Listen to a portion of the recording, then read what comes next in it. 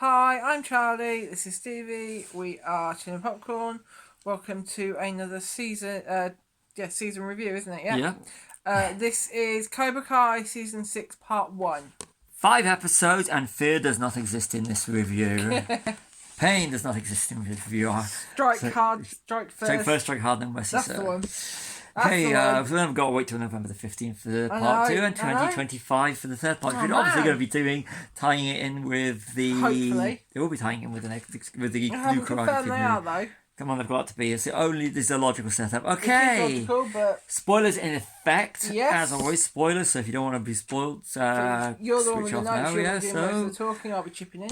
For most of the season, I gotta say this: Cobra Kai always hits its season in the towards episode 5. They do, and we've got episode 5, and it does. Yeah. So on a standard season, it's usually towards the end where it's hitting it. So. Bearing that in mind, he does have some great payoffs in the series. This is setup. Yeah.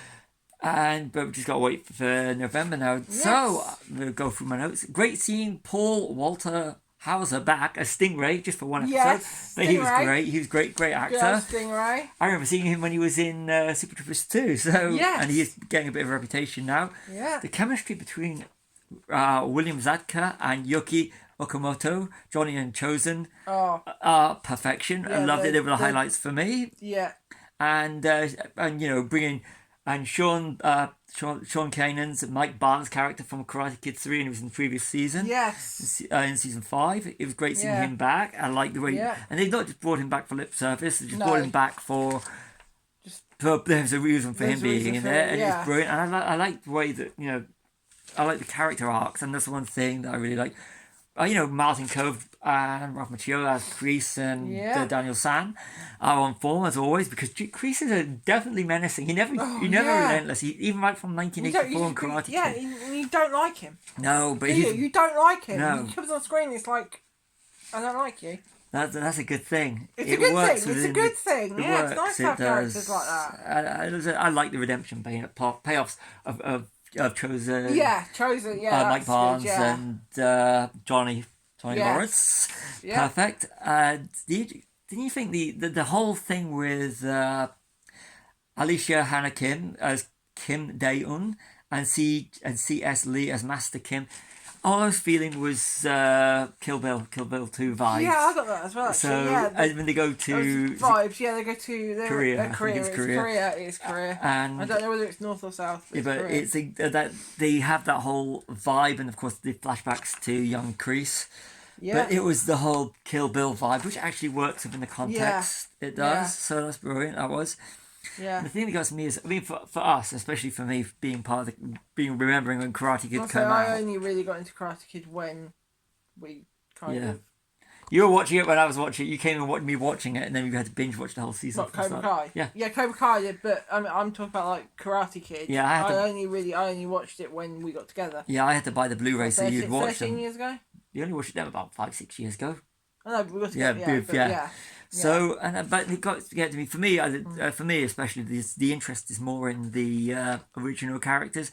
Whereas I think for a younger generation, this is why we're focusing more because of our age on the older original characters, and their arcs, because we love them, because we've had growth, and we actually see growth, decades worth of growth. But it's with the younger generation, I suppose the growing up as well, because the ones that are just really teenagers, starting with. But also those that are just starting with Cobra Kai. Because I started watching Cobra Kai and then went back to watch the other films. So it's kind of fascinating how you got two generations where the different interests. Yeah. And who are the ones you relate to more. Yeah. Which I think is brilliant. I like it's multi-generational. It's truly multi-generational with that. Things I didn't like. So it's not all going to be what it is. Nice, we love it, but I'm not going to say anything nasty. But I didn't like Devon's cheating. Yeah. Although I do love her relationship with Johnny Lawrence. Yes. I think the father-daughter relationship he seems to have going, and he's building on he's building on William Zabka. And I didn't like the cheating. I thought it was. Yeah, it was. It seemed out of place for the character. Yeah. And I like how that they brought all the characters with the younger generations from the Eagle Fang, Cobra Kai, and Miyagi-Do. Yeah, and they've kind of created, haven't they? Under the whole Miyagi-Do. I like that, and it did feel natural. It wasn't forced to bringing all these characters together. They were school friends, weren't friends, and it's like they're friends 5 minutes, they're not friends together. It's basically like it is in school. So yeah, interesting to see where where they're going with Tori's character, because as soon as Chris appeared to her, you knew where it was going, and and of course what happened with her mother. I found that interesting. So I think we're going to have a really interesting arc. I think she's going to be the key to the rest of it, at least for part 2. And I just want to say, Josh Held, John Horowitz, and Hayden Schossenberg, they know the characters, and I've got complete faith in where they're going. And bearing in mind, they created Harold and Kumar. Yes, they did. John Horowitz and Hayden's Schlossberg. And Obliterated, isn't it? Obliterated? Oblivion? The one on Netflix. That short run mini series. They did that, remember. So that's brilliant. I will look that one up. Yeah, look that one up. So that brilliant. They did the characters that they built. They know how characters. They do know how to.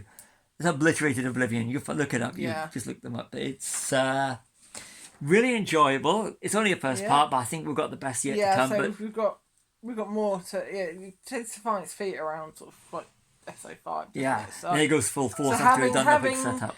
We've had the setup now.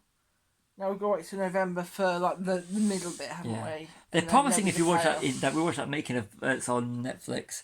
Yeah. And they're promising there's going to be really incredible fight scenes, and I actually believe them. Yeah. I do believe them.